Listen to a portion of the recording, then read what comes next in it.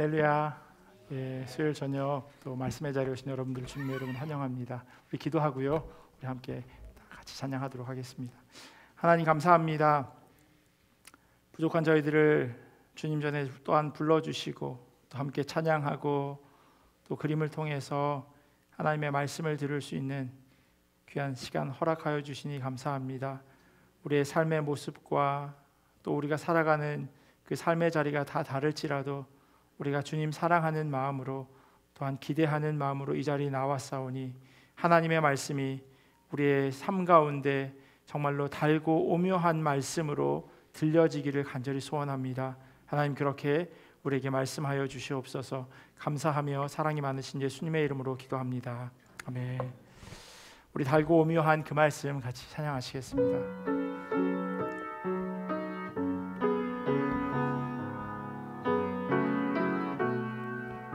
달고 오묘한 그 말씀, 달고 오묘한 그 말씀, 생명의 말씀을 귀한 그 말씀 진실로 생명의 말씀이 나의 길과 밝히 보여주니 아름답고 귀한 말씀 생명샘이로다. 아름답고 귀한 말씀 생명샘이로다. 귀한 주님의 말씀이 내 노래 되도다. 모든 사람을 살리는 생명의 말씀을 합도 없이 받아 생명 길을 가니 아름답고 귀한 말씀 생명샘이로다. 아름답고 귀한 말씀 생명샘이로 아름답고 귀한 말씀 아름답고 귀한 말씀 생명샘이로다. 아름답고 귀한 말씀 생명샘이로다. 널리 울려 퍼지는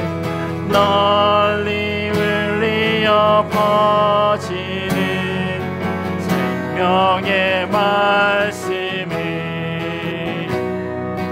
마음의 용서와 평안을 골고루 주나니 다만 예수 말씀 듣고 복을 받는 아름답고 귀한 말씀 생명샘이로다.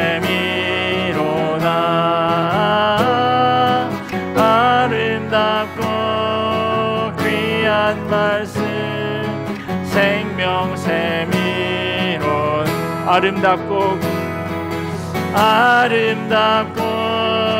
귀한 말씀 생명샘이로다. 아름답고 귀한 말씀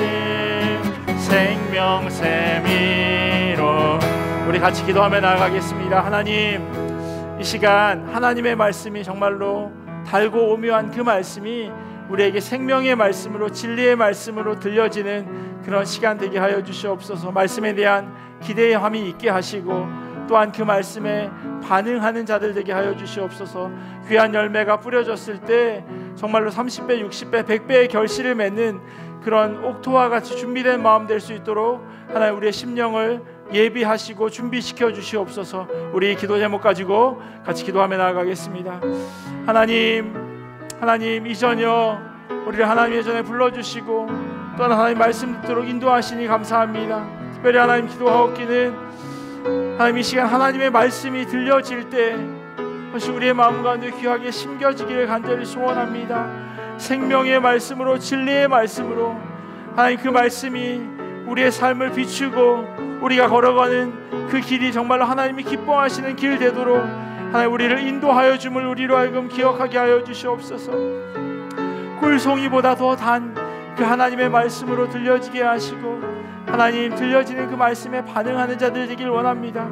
한 귀로 듣고 한 귀로 흘리는 시간이 아니라 하나님 기대함으로 또한 온전히 하나님 주시는 음성으로 듣게 하시고 그 말씀을 우리가 온전히 살아낼 수 있도록 주여 은혜로 더하여 주시옵소서. 하나님이 함께 하시는 귀한 이 저녁 되기를 소원하며 사랑이 많으신 예수님의 이름으로 기도합니다. 아멘.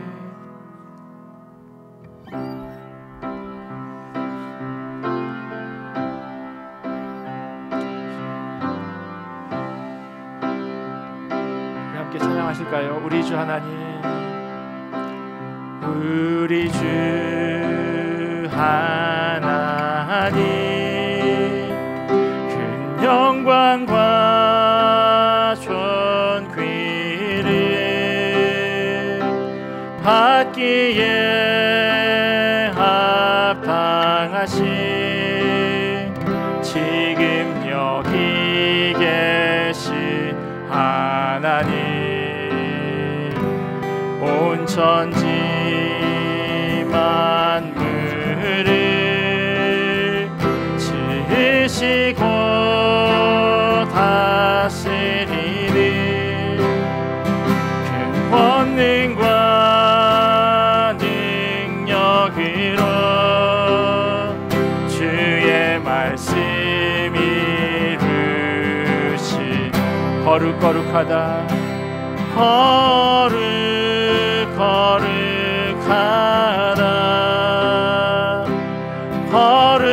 거룩하다 주 하나님 곧 전능하신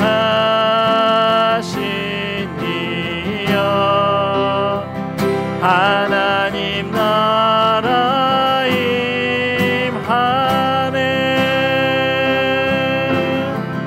주 임재하실 때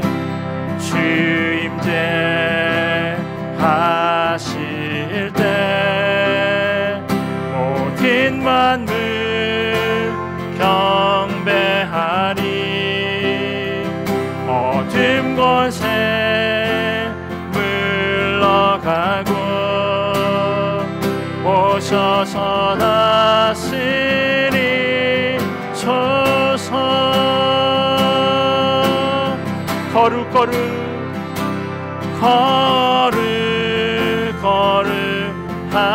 거룩거룩하다 거룩하다 주 하나님 곧 전능하신 주여 하나님 나라 임하네. 거룩거룩하다 거룩하다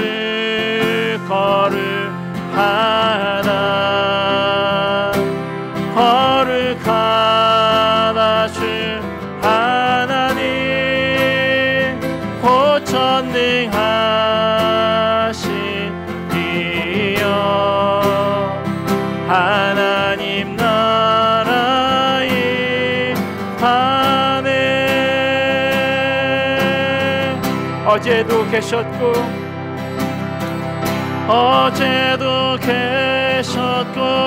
오늘도 계시며 이제 곧 오실 우리와 어제도 계셨고 오늘도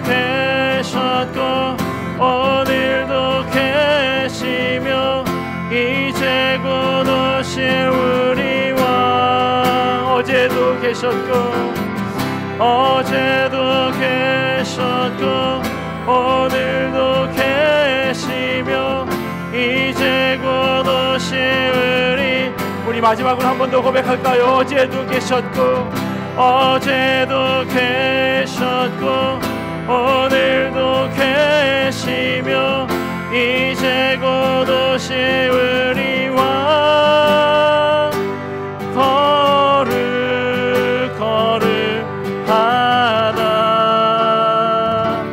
거룩하다 주 하나님 곧 전능하시니여.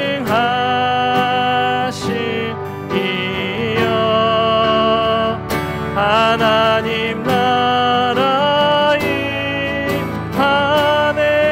거룩하다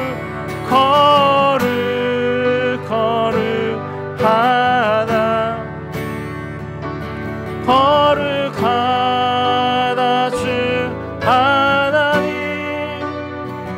곧 전능하시니여.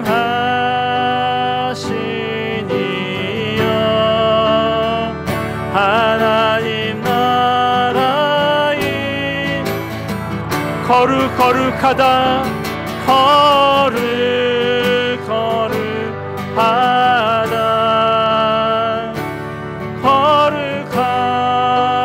주 하나님 곧 전능하시니여.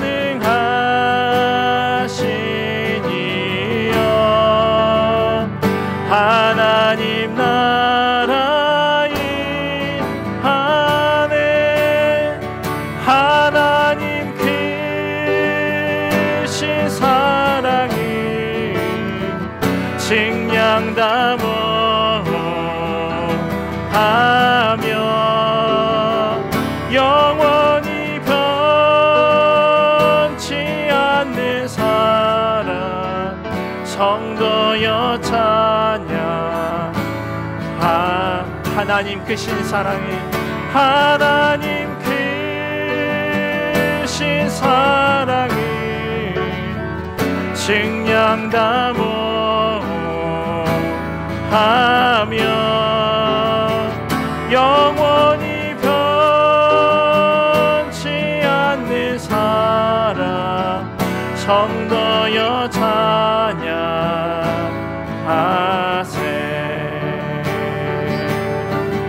그 크신 하나님의 사랑 그 크신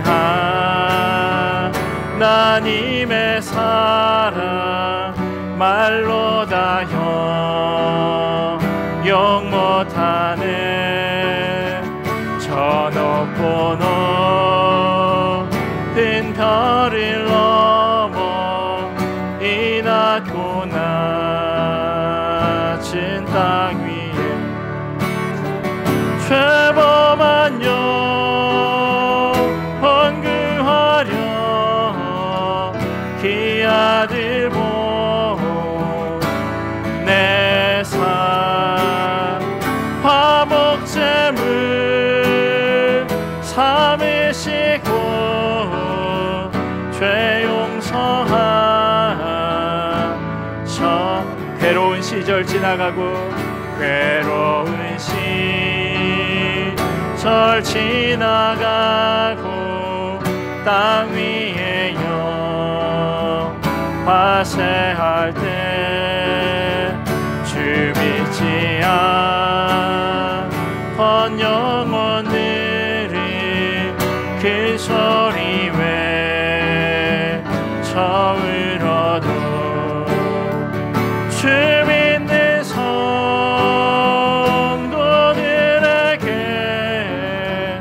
그 사랑 베푸사. 우리의 죄 사했으니 기내이 즉 하나님 크신 사랑 하나님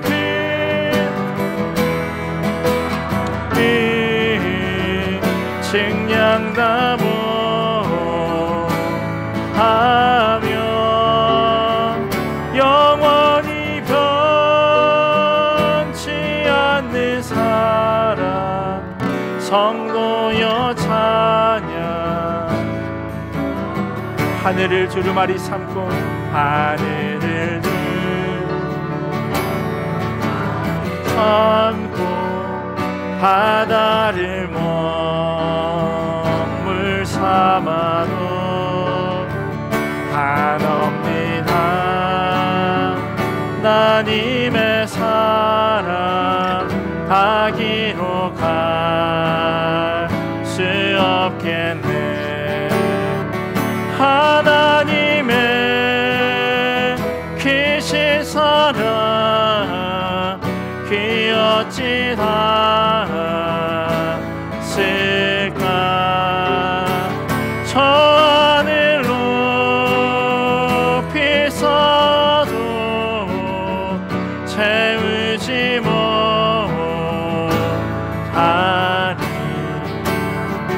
하나님 크신 사랑을 증량담하며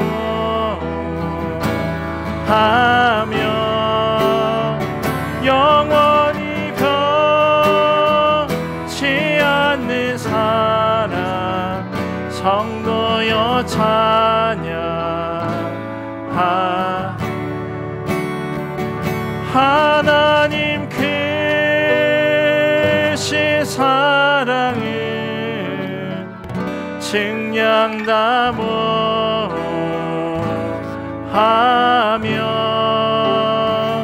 영원히 변치 않는 사랑 성도여 찬양하세.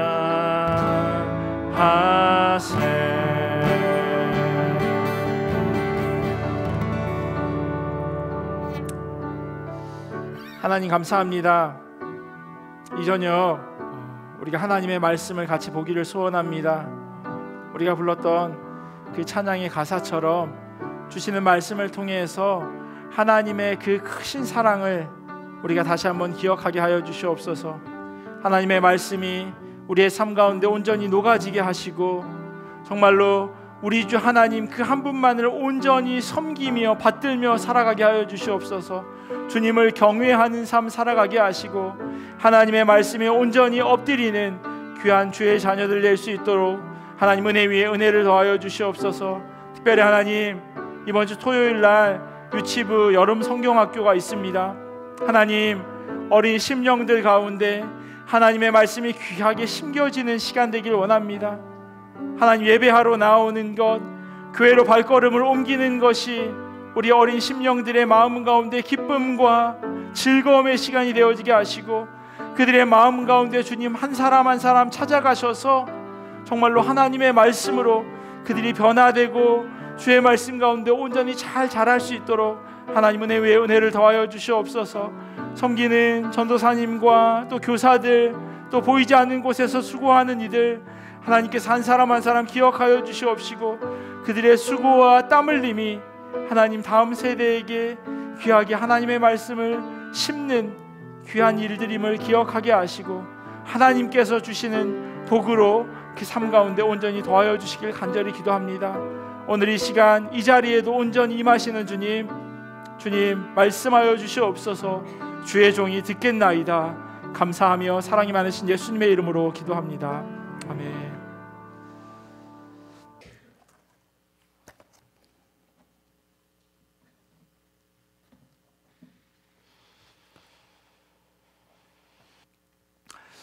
제가 그때 참고하는 그 책 6권을 말씀드렸는데요.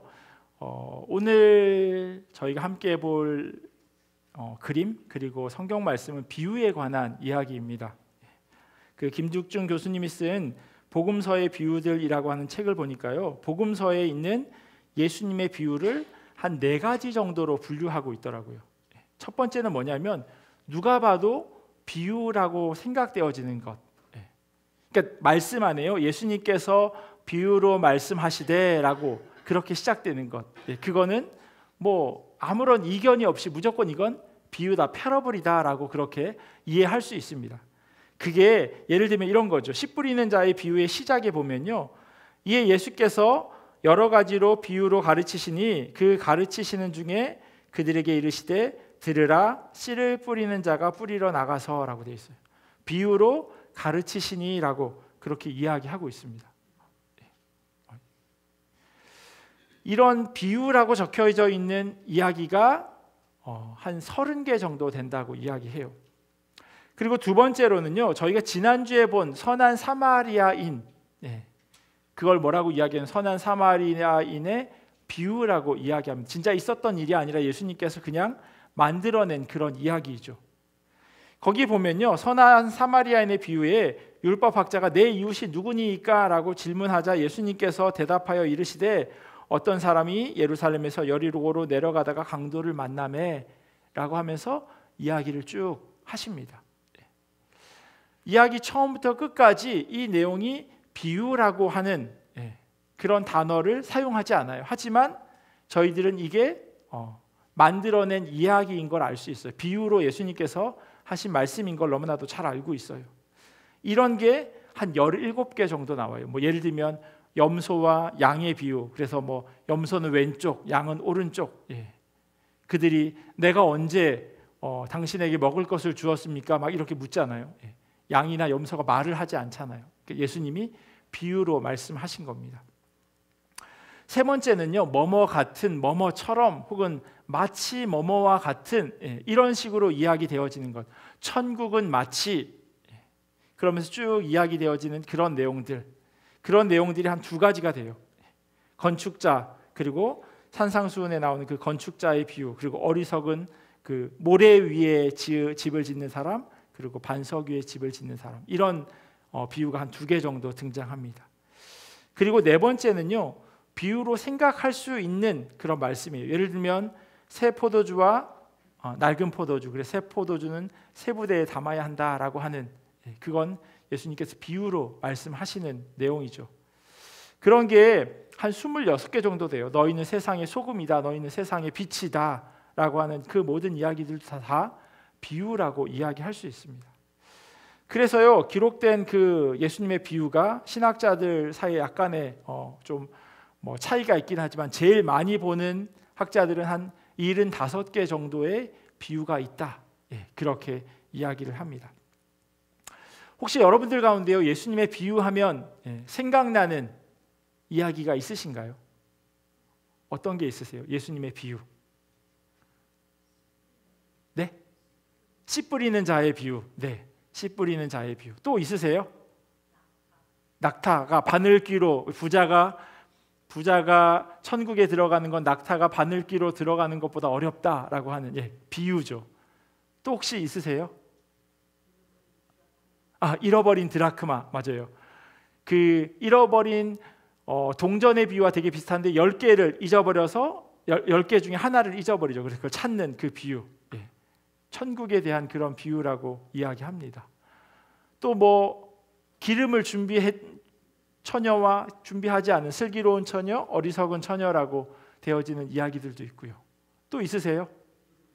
누룩의 비유. 맞아요. 조금 누룩이 톡 떨어졌는데 저기 토론토 갤러리아에 가니까 막걸리 키트 팔더라고요. 그게 그런 거죠. 누룩이 들어가면 이제 발효되는 것, 빵이 부풀어 오르는 것처럼 사탄이 우리의 마음 가운데 그럼 이제 막 불어나는 그런 비유로 예수님께서 말씀하세요. 되게 많아요. 여러분들이 뭐 그냥 수없이 많은 설교를 들으셨을 거고요. 그리고 그 설교들 가운데 또 많은 부분 비유에 대한 이야기들이 등장합니다. 케네스 베일리가요, 중동의 눈으로 본 예수님의 비유라고 하는 책이에요. 이렇게 이야기해요. 이 비유는 수세기 동안, 오늘 저희가 함께 나눌 그 비유예요. 이 비유는 수세기 동안 복음 중에 복음이라고 일컬어져 왔다. 이 비유와 진지하게 씨름하는 사람은 거의가 다 결국 이 비유에 무궁무진한 내용의 경외감을 갖게 된다. 스미스라고 하는 신학자는 이렇게 말한다. 일반적인 의미에서 예수님은 철학자도 신학자도 아니었지만 그의 비유는 어느 철학자나 신학자도 완전히 다 규명할 수 없는 자료를 제공한다. 이것은 예수님의 탁월한 천재성의 표시다. 우리는 예수님의 인간성을 다루는 중에도 그의 완전한 지적인 재능을 관가하는 별난 성향이 있다. 케네스 베일리가 얘기한 이 비유, 그리고 여러분이 지금 보고 계시는 명화를 통한 성경 산책이라고 하는 저 표지 가운데도 있는 비유가 있어요. 저 표지 안에 비유가 있나요? 찾으셨나요? 이건 뭐예요? 최후의 만찬. 이거는 천지 창조. 이거는 김기창 화백, 운보 김기창 화백이 그린 예수님의 탄생. 이건 렘브란트가 그린 이 해부하는 사람. 이건 뭐예요?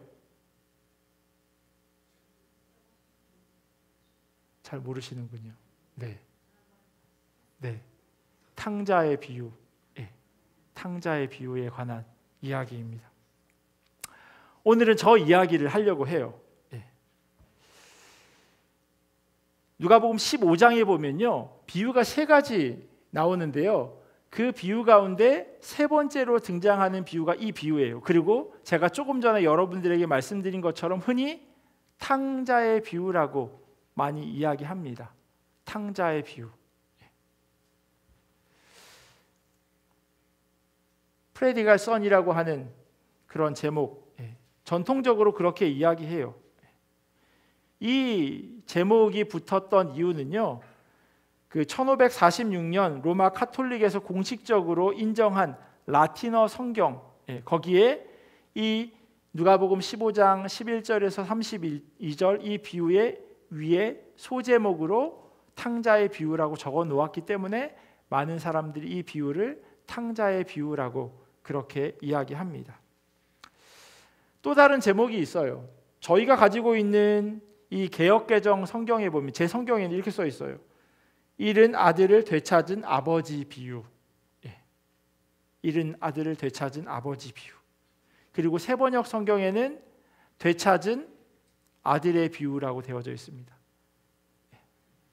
다 비슷하다라고 생각할 수 있어요. 그런데 달라요. 글의 제목은요, 독자로 하여금 글쓴이가 어떤 이야기를 할 것인가에 대해서 말을 해주거든요. 책 제목, 영화 제목, 보통 그 작가들이나 영화 감독들이 아주 고심해서 그걸 타이틀을 만들죠. 탕자의 비유라고 하면 주인공은 누가 될까요? 비유가 될까요? 탕자의 비유면 주인공은 탕자가 되겠죠. 집 나간 둘째 아들. 당연히 그렇게 되어질 수밖에 없어요. 물론 여기에서요, 어떤 사람은 과연 탕자가 둘째 아들이냐라고 질문할 수도 있어요. 첫째 아들이든 둘째 아들이든 누구든지 상관없이 하여튼 탕자의 비유라고 하면 그 이야기의 주인공은 탕자여야 합니다. 만약에 제목이 잃은 아들을 되찾은 아들의 비유라고 한다면 주인공은 당연히 아버지죠. 잃은 아들을 되찾은 아버지의 비유니까요. 아버지의 방점이 찍혀 있는 겁니다. 아들을 찾는 그 아버지의 마음과 입장에 대해서 그 본문을 이해하고 읽어가야 하는 겁니다. 이와는 전혀 다른 제목을 붙이는 학자들도 있어요.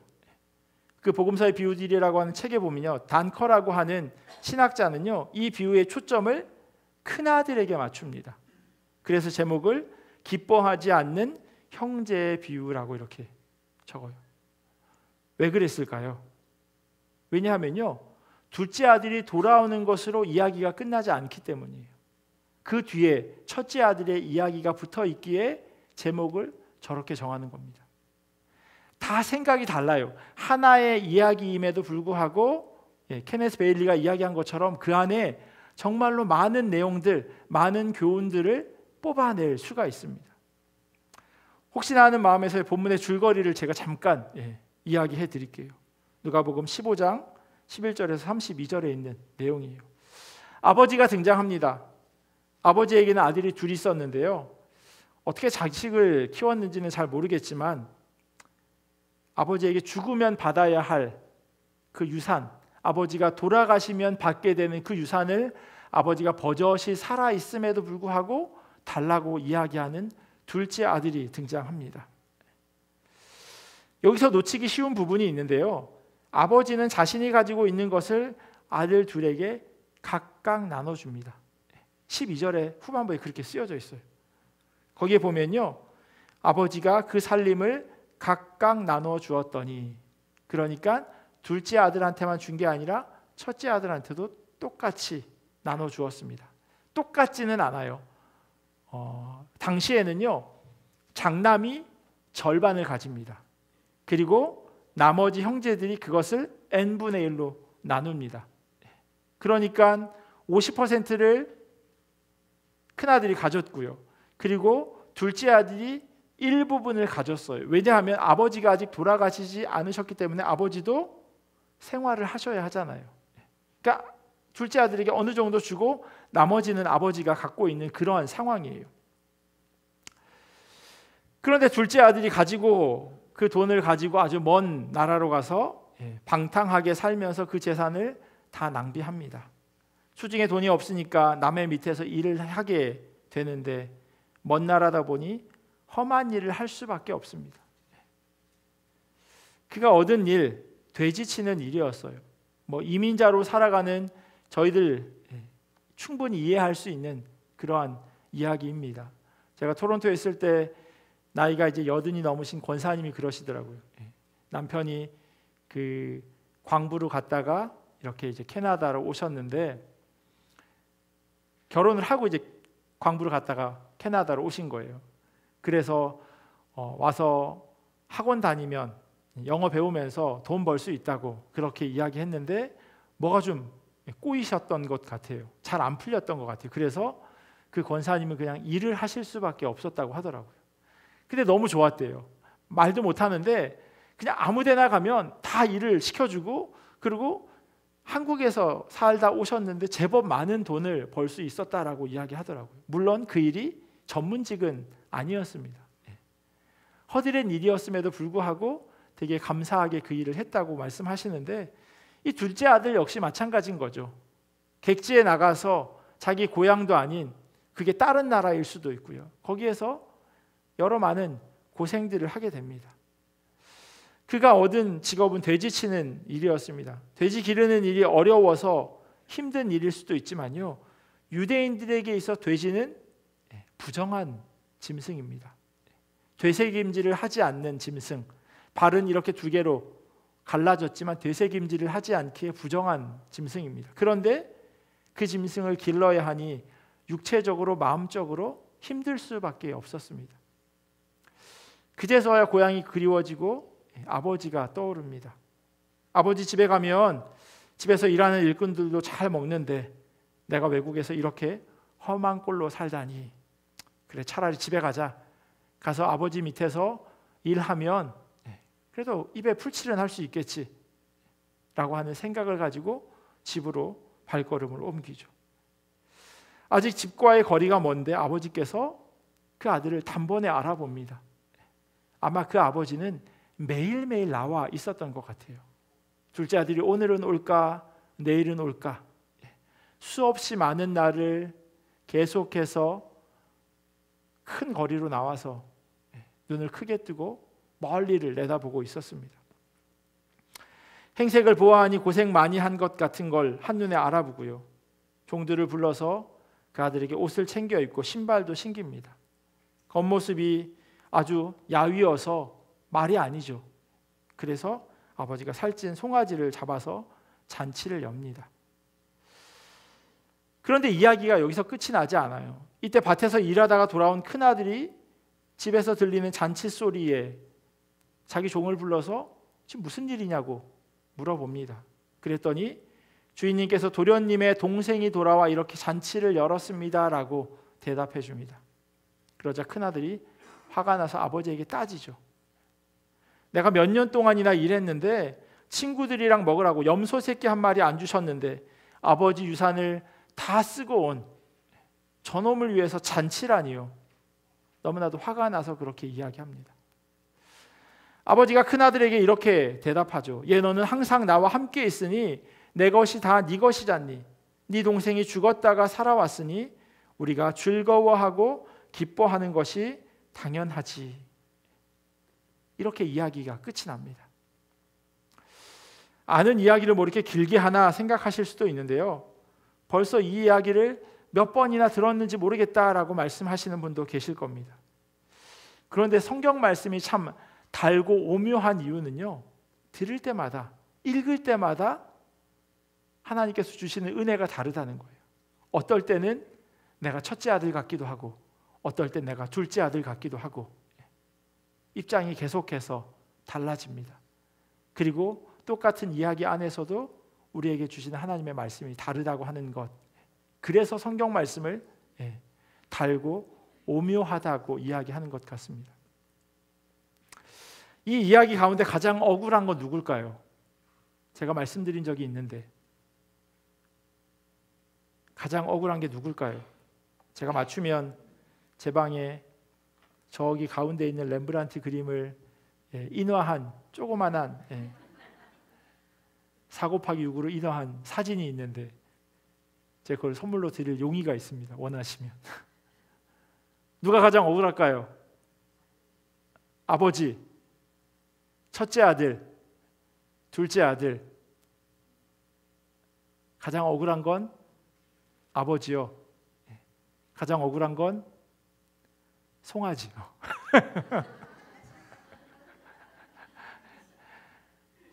헛간에 잘 있었는데 둘째 아들이 오는 바람에 그냥 잔치상 위에 올라가게 되는 그런 안타까운 일이 벌어졌습니다. 우리가 함께 읽은 제가 좀 전에 이야기해드린 이 이야기, 특별히 개역개정 성경에는 잃은 아들을 되찾은 아버지 비유라고 그렇게 되어져 있습니다. 이렇게 보면 이야기의 주인공은 아버지죠. 성경의 많은 비유들 가운데요, 가장 하나님의 성품이 잘 드러나 있는 비유가 바로 오늘 저희가 함께 나눌 이 비유예요. 어떻게 이름을 정해야 할지 잘 몰라서 제가 자꾸 이 비유라고 그렇게 말씀드리는데, 렘브란트가요, 자기 삶 가운데 이 프레디갈 선이라고 흔히 이야기하는 이 비유에 대해서 참 많이 그림을 그렸어요. 이거는 여기 큰아들이에요. 바깥에 말이 대기하고 있어요. 아버지에게 뭘 하고 있어요. 서명을 하고 있어요. 아버지의 재산을 이제 분할해 가는 그런 장면입니다. 이거는 말에 타고 있어요. 아버지 빠이빠이 하면서 말에 지금 올라타려고 이미 발 하나는 말 안장에 걸쳐 있어요. 그리고 저희가 지난주에 본 그 그림이죠. 렘브란트와 사스키아라고 하는, 나가서 허랑방탕하게 살아갑니다. 이거는 돼지우리의 머리를 빡빡 깎고, 머리가 아마 다 스트레스 받아서 빠진 건지 빡빡 깎은 건지는 잘 모르겠지만 하여튼 돼지와 함께 이렇게 자기의 처지를 비관하고 있습니다. 그리고 아버지께 돌아온 장면이 두 개가 이렇게 그려져 있어요. 여기에도 누가 서 있고 여기 옆에도 누가 서 있습니다. 아마도 형이겠죠. 왜냐하면 오늘 비유 가운데 형이 나오니까. 아버지와 첫째 아들, 둘째 아들, 그리고 종 한 4명, 혹은 뭐 잔치를 준비하는 종까지 하면 뭐 5명, 이 정도로 생각해 볼 수 있을 것 같아요. 이게 거의 오늘 그 스토리에 나오는 시간 순서대로 이렇게 그려져 있어요. 그리고 이 그림은 저희가 지난번에 1635년경에 그렸다고 말씀드렸어요. 렘브란트가 1606년생이에요. 그리고 1669년에 돌아가시게 되는데, 그러면 1606년에 태어나서 1635년이면 계산 잘하시네요. 제가 머릿속으로 계산하려고 했는데 29이랍니다. 한창 나이예요. 그리고 사스키아와 함께 살고 있었던 때니 정말로 짱짱하게 잘 나가던 때예요. 왜냐하면 사스키아의 사촌이 이 그림을 뭐라 그럴까요? 수주한다고 해야 되나요? 뭐 받아오는 거예요. 그러니까 누가 그림을 그려달라고 한다더라라고 하는 거 이제 거래처에 가서 받아오는 거예요. 그러면 그걸 렘브란트에 의뢰하면 렘브란트가 그림을 그리기 시작해요. 이게 당시 중세의 그림 그리는 화가들의 과정이었어요. 누가 의뢰를 하면 그때 그림을 그리는 거예요. 그런데 의뢰하는 사람이 많고 의뢰하는 사람이 대단한 사람이라면 훨씬 부자가 될 확률이 높은 거예요. 그런데 저 사스키야가요, 시장의 딸이거든요. 그러니까 가문이 아주 짱짱한 가문입니다. 그러다 보니 높은 사람들과 라인이 많은 거예요. 그래서 아주 비싼 그림, 좋은 그림들을 잘 팔 수 있었어요. 그래서 둘째 아들이 아버지 돈을 가지고 가서 허랑방탕하게 살았던 것처럼 저렇게 잘 편안하게 즐겁게 살 수 있는 그런 형편이었어요. 그런데요, 사스키야가 죽게 됩니다. 렘브란트의 삶의 그 궤적을 보면요, 정말 본인도 사실 하나님 보시기에 아름다운 모습으로 살지 못했지만 그 삶의 궤적이 되게 고통과 슬픈 일들이 계속 연이어 이어져요. 저 아내가 죽고요, 또 재혼을 했는데 재혼한 아내도 죽고요, 자녀들이 여러 명이 죽게 됩니다.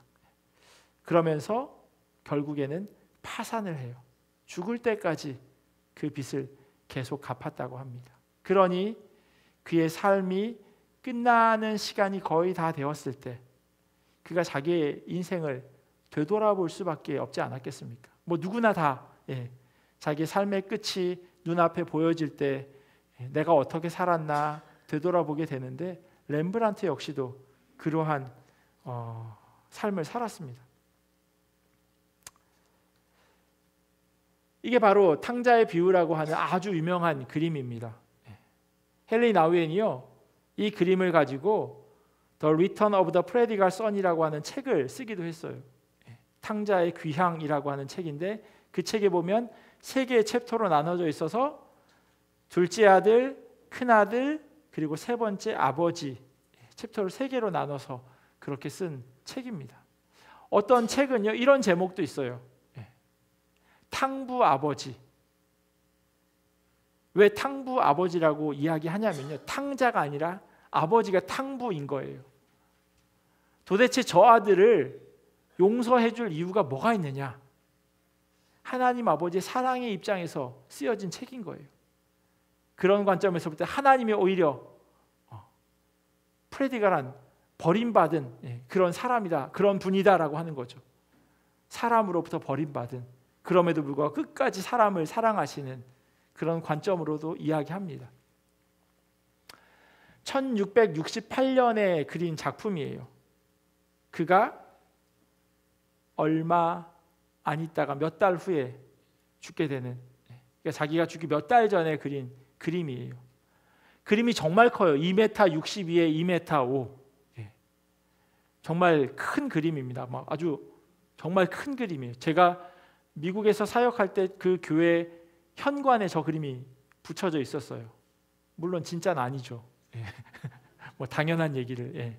근데 그 실물 크기 그대로 이 프레임도 아주 되게 그럴듯한 그림으로 이렇게 딱 교회에 들어가면 그 그림이 딱 보이도록 해놓으셨더라고요. 근데 되게 좋아요.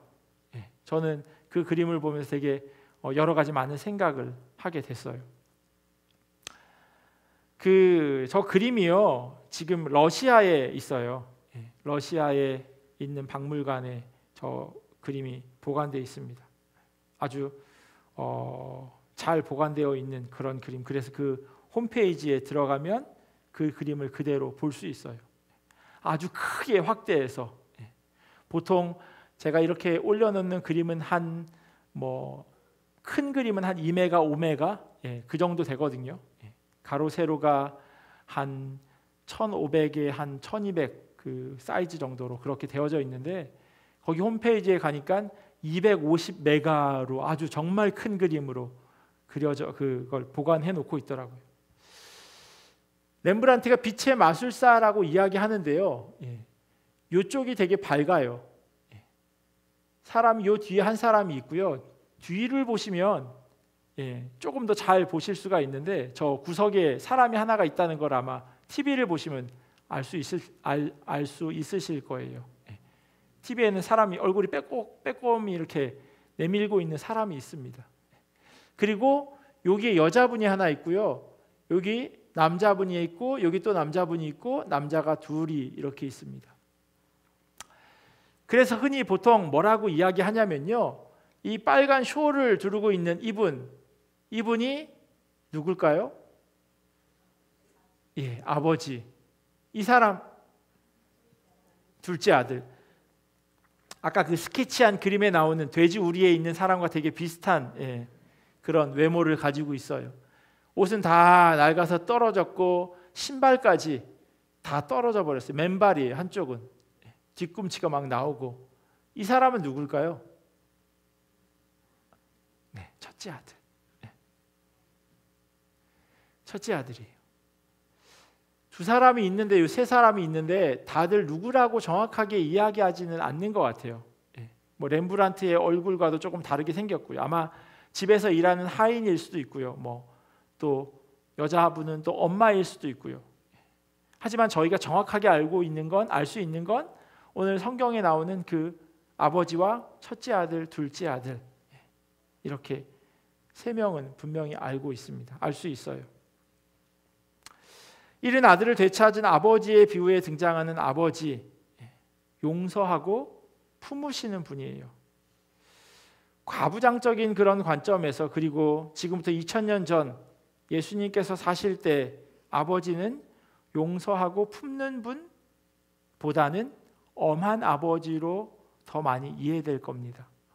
여러분들의 아버지는 어떠셨어요? 엄하신 분이셨어요? 아니면 자상하신 분이셨어요? 자상한. 지훈의 아버지는 자상하대요. 자상하신 아버지, 저희 지금 한 대부분이 40대 이상, 20대가 있긴 하지만 30, 40대에서 60, 7, 80대까지 있는데, 자상하신 아버지 쪽이셨어요? 아니면 엄한 아버지 쪽이셨어요? 엄한 아버지. 엄하기만 하면 다행이지만 집에 잘 안 들어오시는 아버지도 가끔 계시고요. 그리고 아버지랑 살면서 거의 얘기를 안 해보신 그런 아버지도 있으실 수 있을 것 같아요. 그냥 아버지 하면 그런 이미지가 많이 떠올라요. 물론 21세기를 사는 청소년들에게 아버지, 뭐 초등학교나 중학교 다니는 아이들에게 아버지가 어때라고 하면 이 정도의 퍼센테이지는 아니겠지만, 하지만 6, 70대 이상 되시는 분들에게 있어서 아버지가 어떤 분이셨어요 하면 엄한 쪽이 훨씬 많을 겁니다. 2000년 전이라면 뭐 말할 것도 없겠죠.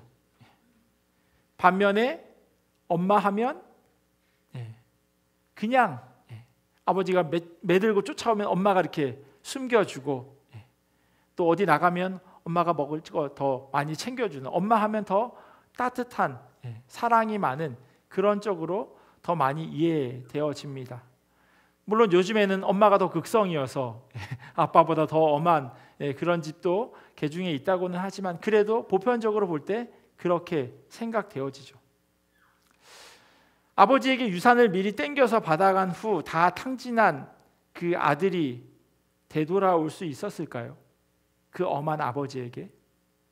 사실 쉽지 않은 일입니다. 둘째 아들이 가질 수 있는 생각은요, 그래, 아버지에게 돌아가서 내가 종으로라도 써달라 그러자, 이렇게 성경엔 되어져 있지만요, 당시의 보편적인 사고방식은요, 그래, 죽어도 내가 여기서 죽어야지, 이게 더 맞는 표현이라는 거예요. 왜냐하면 아버지는 훨씬 엄하신 분이니까. 차라리 내가 객지에서 굶어 죽는 게 낫지, 집에 들어갔다가 아버지한테 맞아 죽을 바에야. 엄한 아버지보다 이 주인이 차라리 더 유한 것 같은데 라고 생각할 수 있다는 거예요. 아버지는 그렇게 그냥 정확한 사람, 율법적인, 그냥 무 자르듯이 그렇게 잘라내는 그런 분으로 많이 생각되어집니다. 렘브란트는요, 이 아버지의 손을 두 가지로 그려놨어요. 차이를 아시겠어요?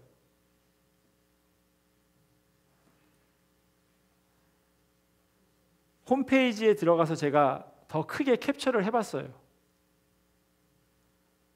손이 약간 짝짝이에요.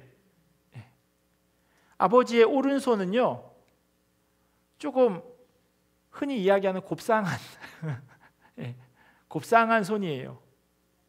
오른쪽은 엄지손가락부터도 두께도 달라요. 그리고 마디가 굵고 조금 짧아요. 뭐 길고 짧고의 그런 의미가 아니라 투박하고 약간 갸녀린 그런 손. 렘브란트는 오른손을 갸녀리게 그려 놓았습니다. 성경에서 이야기하는 오른손은요, 힘과 주권, 권능, 능력 이런 것을 의미합니다. 파워를 이야기해요. 스트렝스 같은 그런 의미예요. 요셉이 아버지에게 자기 두 아들을 므낫세와 에브라임을 데리고 갑니다. 그래서 아버지에게 축복해 달라고 오른손의 첫째 아들, 왼손의 둘째 아들을 세워 놓아요. 그러니까 이쪽에 므낫세를 세우고 이쪽에 에브라임을 세운 거예요. 아버지가 오른손을 큰아들에게 축복기도 해달라고 하는 그런 의미였어요. 그런데 야곱이 어떻게 하나요? 손을 엇갈려요. 그걸 보고 있던 요셉이 아버지 얘가 첫째예요. 그렇게 이야기해요. 알아 나도 알아. 그런데 하나님이 에브라임을 더 크게 쓰실 거야. 에브라임의 자손이 더 번성할 거야 라고 그렇게 이야기합니다. 물론 야곱의 흑역사가 있어서 이놈의 새끼도 나를 속이나? 라고 하는 생각이 자기 마음 가운데 있었을 수 있어요. 자기도 아버지를 그렇게 속였잖아요. 이 아들도 속이려고 하나? 근데 그런 의미는 아닌 것 같아요. 어찌됐건 성경에서 이야기하고 있는 그 오른손은요, 힘을 상징합니다. 시편에도 보면요, 주의 오른손이 나를 붙드시고 또 오른손으로 구원하시는 주여, 그의 오른손에 구원하는 힘으로 라고 하는 이 오른손과 힘이라고 하는 것이 한 30번 정도 연관되어져서 기록되어 있어요. 그렇다면 저 오른손은 아빠의 손일까요? 엄마의 손일까요?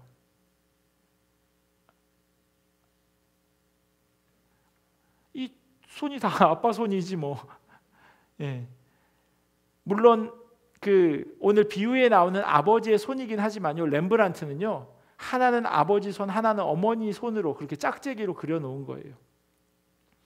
그런데 렘브란트가 생각하기에 자기의 삶을 되돌아보면서 이제 죽음을 목전에 두고 삶을 되돌아보니 하나님은 오히려 나에게 있어서 어머니 쪽이 더 가깝다라고 하는 생각을 했던 것 같아요. 왜냐하면 자기가 어떻게 살았다고 하는 걸 자기 스스로 누구보다 잘 알거든요. 내가 얼마나 망나니처럼 살았는지. 그런데도 불구하고 하나님께서 나를 탕자의 비유에 나오는 그 둘째 아들처럼 살았던 나를 아버지가 품어주셨는데 그 아버지의 오른손은 오히려 어머니의 손과 같아야 하지 않겠냐라고 하는 생각을 가지고 있었던 거예요. 그래서 아버지의 오른손을 엄마 손처럼 가녀리게 그려놓은 겁니다. 그리고 왼손은 보통 투박한 아버지의 손으로 그려놓은 거예요. 아버지에게 사랑이 없다라고 하는 그런 뜻을 이야기하는 것은 아닙니다. 하지만 시대를 막론하고 어머니가 더 사랑을 잘 표현해요. 아버지도 동일한 사랑을 가지고 있어요. 그런데 그 사랑의 표현이 투박하죠. 잘 되어지지 않아요. 그런데 엄마는 그런 표현을 잘 합니다. 그래서 아버지, 엄마 이렇게 부르죠. 엄마라고 부르고 아버지라고 많이 그렇게 부르는 이유도 아마 거기에 있을 겁니다. 하나님은요, 비유에 나오는 아버지와 같은 분이세요. 렘브란트의 그림에 나오는 그런 아버지의 손을 가진 분. 그런데 그 아버지의 손이 마치 어머니의 손과 같은 그런 느낌. 언제나 우리를 사랑으로 품어주시는 그런 오른손이 있고요. 또 우리가 어렵고 힘들 때 우리를 건져주는 그런 강한 왼손도 있으신 그런 분. 그렇게 이해될 수 있습니다. 탕자의 비유로 오늘 말씀을 이해할 수도 있어요. 탕자의 비유. 둘째 아들에 집중하는 거죠. 사람이 어쩜 이럴까요? 사람이 어쩜 이럴까요? 아버지가 오래 살기를 바라야 하는 것이 자식의 아주 기본적인 도리인데 돌아가시면 받아야 할 그 유산을 미리 달라고 하는 파렴치한 말을 어떻게 아버지에게 할 수 있을까요? 그 의미는요, 그냥 아버지 돈을 좀 주세요가 아니에요. 아버지 빨리 돌아가세요 라고 하는 그런 의미를 담고 있는 거예요. 그런데 그걸 다 쓰고도 모자라서 아버지에게 돌아올 생각을 했다고 하는 것은 정말 낯짝도 두꺼운 그런 사람입니다. 그런데요, 성경에서 이야기하고 있는 이 둘째 아들, 그게 우리의 모습 아닌가요? 우리가 그렇게 하나님 보시기에 둘째 아들과 같은 그런 삶을 살아갑니다. 나는 그 정도 개차반은 아닌데 내가 무슨 아버지 돌아가시라고 뭐 고사를 지냈나, 내가 뭘. 우리가 살아서 뵙는 그런 아버지가 아니라 하나님 보시기에 우리의 삶이 그렇다는 거예요. 수도 없이 하나님의 말씀을 들었음에도 불구하고 하나님의 그 말씀과는 동떨어진 모습으로 살아가는 그런 우리들, 성경은 너희들이 그렇게 탕자가 아니냐라고 오늘을 살아가는 우리에게 이야기하고 있는 것 같습니다. 허랑방탕하게 살았다 할지라도요, 돌아오면 반겨줄 아버지의 집이 있다고 하는 것, 사실 우리는 이 비유에서 그것을 기억해야 합니다. 야, 진짜 나쁜 놈이다, 어떻게 거길 또 들어가냐, 이렇게 바라보는 것이 아니라요, 그런데도 반겨주시는 분이 있다고 하는 것, 그게 우리 아버지 되시는 분이라고 하는 것을 둘째 아들의 입장에서 생각해 보아야 한다는 겁니다. 탕자 같은 분, 하나님이 나를 품어주시는데 주변을 둘러보면서 저 사람도 진짜 탕자 같은데, 그 사람은 속으로 또 나를 보면서 쟤도 참 탕자 같은데, 이런 이야기를 서로 마음속에 하겠지만, 그럼에도 불구하고 그런 사람들이 모여있는 이 믿음의 공동체가 참 감사한 건 그런 사람들을 하나님께서 다 받아주신다고 하는 사실입니다. 예수님의 비유가 재미있는 것은요, 등장인물이 아버지와 둘째 아들만이 아니라는 사실이에요. 렘브란트의 그림에도 오른쪽에 아주 우두커니 하지만 누구보다도 크게 뚜렷하게 그려놓은 사람이 바로 첫째 아들이에요. 첫째 아들의 이야기가 마무리되는 것, 그 이야기, 그러면 잃은 아들을 되찾은 아버지 비유, 탕자의 비유, 그렇게 끝나도 될 텐데 첫째 아들이 등장하거든요. 영화로 치자면요, 괜히 출연료를 지출하는 것 같은, 낭비하는 것 같은 것으로 여겨질 수도 있어요. 하지만 그 출연자가 아주 중요한 역할을 또한 감당하고 있습니다. 필요하기에 예수님께서 덧붙인 것이 아니라 그 이야기 하나에 같이 포함해 놓았어요. 첫째 아들은 누굴까요? 첫째 아들 역시도 우리예요. 오늘 비유의 세 개의 비유 가운데 마지막 비유라고 제가 말씀드렸어요. 그런데요, 이 비유의 시작이 이렇게 시작합니다. 모든 세리와 죄인들이 말씀을 들으러 가까이 나아오니 바리새인과 서기관이 수군거려 이르되 이 사람이 죄인을 영접하고 음식을 같이 먹는다 하더라. 이 말을 듣고 예수님께서 비유를 말씀하세요. 거기에 나오는 비유 가운데 제일 마지막이 오늘 저희가 함께 살펴본 이 비유입니다. 예수님께서 이 비유를 통해서 두 가지를 말씀하고 계시는데, 첫 번째가 뭐냐면요, 하나님은 이런 세리와 죄인 같은 자들을 품으시는 분이다라고 하는 거예요. 둘째 아들, 탕자 같은 사람을 하나님은 품으시는 분이다라고 이야기하세요. 심지어 송아지를 잡으면서까지 그 아들이 돌아오기를 간절히 기다리는 분, 그게 우리 하나님 아버지라는 거예요. 그것을 들은 바리새인들은 아마 서기관들은 수군거렸을 겁니다.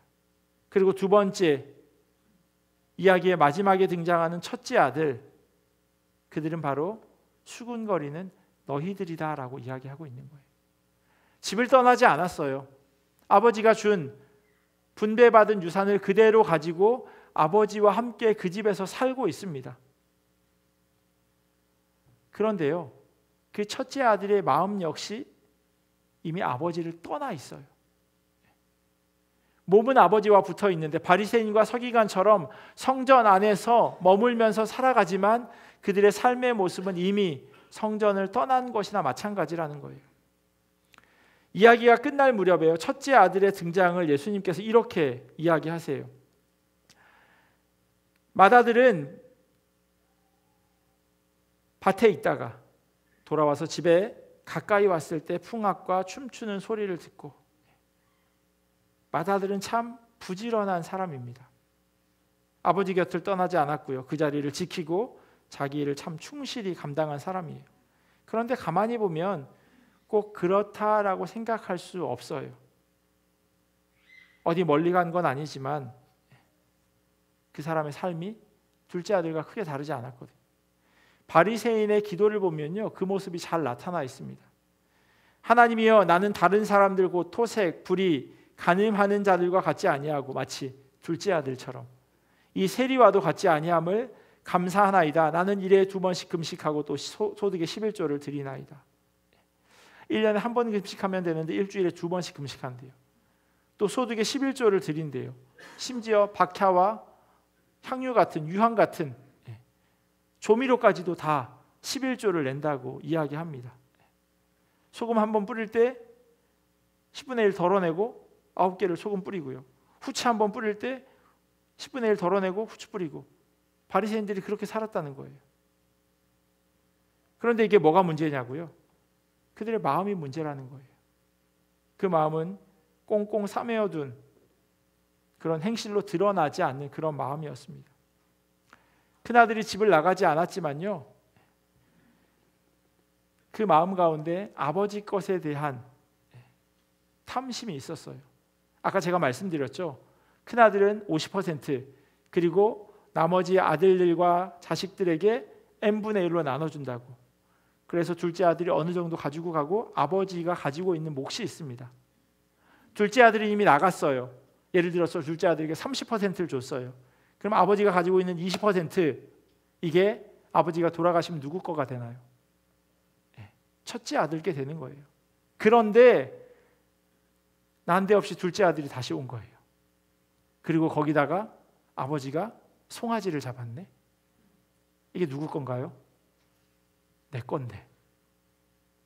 아버지 게 아니고 이거 내 건데 라고 하는 생각이 있었던 거예요. 그래서 아버지에게 따지는 거예요. 아버지, 나한테 뭐 염소 새끼 한 마리 잡아준 적 없는데 집 나간 둘째 아들 왔다고 송아지를 잡은 이게 뭐예요? 아버지가 뭐라고 이야기하냐면요, 얘 너는 항상 나와 함께 있으니 내 것이 다 네 것이로다 라고 말씀하세요. 내게 다 네 거라고 그렇게 이야기하세요. 내가 너한테 준 것뿐만 아니라 지금 내가 너희들에게 나눠주고 남은 것까지 다 네 거야. 그런데 송아지 한 마리가 아까운 겁니다. 그걸 자기 몫이라고 생각하고 있는 거예요. 아버지가 다 쓰고 돌아가셔도 아무 할 말이 없는 첫째 아들임에도 불구하고 말입니다. 바리새인과 서기관들에게 예수님께서 말씀하고 계세요. 내가 죄인들과 함께 밥 먹고 있는 것 왜 시비 거냐고.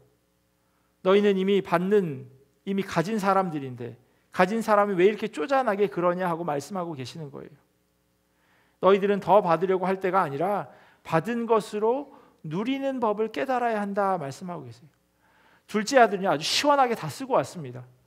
첫째 아들은 둘째 아들보다 더 많이 가지고 있어요. 그런데 그걸 못 써요. 그걸 못 쓰는 사람인 거예요. 자유하지 못하는 거예요. 율법을 지킬 줄만 알았지 하나님의 자녀됨을 자유하게 누릴 줄 몰랐던 사람입니다. 교회에서 때로는요, 기존 교인들이 불평하는 것을 보게 됩니다. 왜 새신자들에게만 관심 가지냐 이렇게 이야기하죠. 왜 그들은 가만히 있고 우리에게만 여러 가지 봉사와 수고를 강요하느냐라고 말하기도 합니다. 그런데 기존 교인들은요, 이미 자기가 받고 있는 그 몫을 온전히 누릴 줄 알아야 합니다. 새로 오신 분보다도 더 섬길 수 있는 능력이 되시고요, 더 믿음이 있고 하나님께서 허락하신 상이 더 큰 거예요. 하나님과의 더 깊은 교제를 많이 가졌으니 하나님은 더 많이 알고 하나님께 더 많이 사랑받은 거죠. 그러면 그 사랑을 나눌 수 있어야 함에도 불구하고 그걸 잘 하지 못한다는 거예요. 자꾸 손해나는 것처럼 생각되어지는 거예요. 첫째 아들처럼 내게 자꾸 둘째 아들한테 가는 것처럼 그렇게 여긴다는 사실입니다. 받은 상을 누리고 그것을 충분히 즐겨야 함에도 불구하고요, 왜 나는 안 주냐고 그렇게 하소연을 합니다. 그것으로 충분히 기쁨을 누리고 살아가야 함에도 불구하고 더 가질 수 없는 양손에 꽉 쥐고 있음에도 불구하고 손이 없음에도 불구하고 더 가지고 싶어하는 그런 어리석은 모습을 보이기도 합니다. 렘브란트는 어쩌면요, 그림 안에서 첫째 아들을 누구보다도 크게 그린 이유가 바로 거기에 있는 것 같아요. 사람들이 아버지와 둘째 아들보다는 그 옆에 떡하니 서 있는, 아버지와 똑같이 빨간색 숄을 걸치고 있는 또 다른 그 집안의 1인자인 그 아들에게 더 집중하고 있는 겁니다. 가장 많은 것을 받았음에도 불구하고 자기가 더 받아야 할 것 같아서 옆에 손을 모으고 서 있는 거죠. 그 모아진 손의 색깔이요, 달라요. 그림을 제가 보여드릴게요. 둘째 아들의 손이 보이시나요? 오른손은요, 좀 더 진합니다. 빛에 의해서 달라진 게 아니라요, 렘브란트가 그렇게 그려 놓았어요. 오른손은 진하게, 왼손은 좀 더 하얗게. 어떤 의미일까요?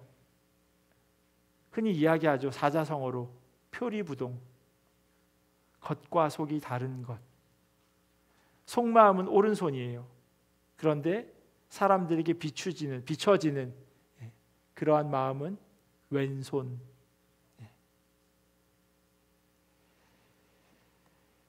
누가복음 15장에 나오는 이 비유에서 확실한 건요, 이 두 아들, 그들의 아버지는 바로 하나님을 묘사하고 있다는 겁니다. 그러면서 두 아들은 당연히 우리를 이야기하고 있는 거겠죠. 그게 첫째 아들일지 둘째 아들일지 잘 모르겠지만 여러분들이 나는 첫째 아들인 것 같다, 내일은 또 나는 둘째 아들인 것 같다, 그렇게 헷갈려 하실 수도 있지만 사실 그 두 가지 모습을 다 가지고 살아갑니다. 이미 교회 안에서 신앙생활을 하고 있다고 하는 건 여러분들은 이미 첫째 아들의 위치에 있는 겁니다. 많이 받으신 분이에요. 뭘 내가 그렇게 많이 받았는데, 영원한 생명을 받으셨는데 그거 말고 더 큰 게 어디 있다고. 그럼에도 불구하고 덜 받은 것 같다라고 자꾸 생각하는 겁니다. 찬송가에도 받은 복을 헤아려 보라고 그렇게 찬양함에도 불구하고 뭔가 좀 덜 받은 것 같은 그런 생각을 가지며 살아간다는 거죠. 첫째 혹은 둘째 아들이든 상관없이요, 오늘 성경은 무엇라고 이야기하냐면 이 첫째와 둘째 아들은 다 아버지의 아들이에요. 그 말은 곧 우리 모두는 하나님의 딸이고 아들이라고 하는 사실을 기억하라고 하는 겁니다. 집을 나갔건 집에 붙어 있건 다 쓰고 왔건 그것을 하나도 쓰지 못하고 전전긍긍하며 살아가던, 그래도 이래도 저래도 내 사랑하는 딸, 내 사랑하는 아들이다 하나님 말씀하십니다. 헨리 나우엔이요, 탕자의 귀향이라고 하는 책에서 이렇게 이야기해요. 아버지는 결국 내가 돌아가야 할 곳이고 내 여행의 종착점이며 마지막 안식처라고 그렇게 이야기합니다. 그게 바로 우리의 마지막 있어야 할 곳이라고 하는 거죠. 아버지 곁. 하나님께서 우리를 그렇게 불러주셨어요. 우리를 그분의 독생자 예수 그리스도 그 십자가와 맞바꿀 만큼 우리를 사랑해 주십니다. 그리고 그 사랑을 우리는 이미 받은 사람들입니다. 살아가면서 혹 둘째 아들처럼 살아갈 때가 있고 첫째 아들처럼 그렇게 속상한 마음이 생길 때도 있지만, 그러나 우리가 하나님의 사랑하는 딸과 아들이다라고 하는 그 사실을 기억하셨으면 좋겠습니다. 십자가, 예수 그리스도 독생자의 생명과 맞바꿀 만큼 하나님께서 우리를 사랑하고 계시다고 하는 그 사실을 기억하는 귀한 주님의 자녀 되기를 예수 그리스도의 이름으로 간절히 축원합니다. 기도하겠습니다. 하나님, 우리는 주님으로부터 받을 그 사랑을 이미 받은 자들입니다. 집을 나갔다 돌아왔건 아버지 곁에 붙어 있었건, 그리고 혹 나중에 집을 나가게 될지라도 돌아오기만 하면 우리는 하나님의 자녀들입니다. 우리가 하나님의 자녀라면 자녀된 삶을 증명하며 살아갈 수 있도록 인도하여 주시옵소서. 누가 보아도 우리가 어디에 있어도 하나님의 자녀인 사실을 온전히 보여주며 살아갈 수 있도록 인도하여 주시옵소서. 그러한 주의 자녀된 삶을 살기를 소원합니다. 우리로 하여금 능력 더하시고 힘 더하셔서 주님 보시기에 부끄럽지 않은 그런 삶 살아갈 수 있도록 은혜로 더하여 주시옵소서. 감사하며 사랑이 많으신 예수님의 이름으로 기도합니다. 아멘.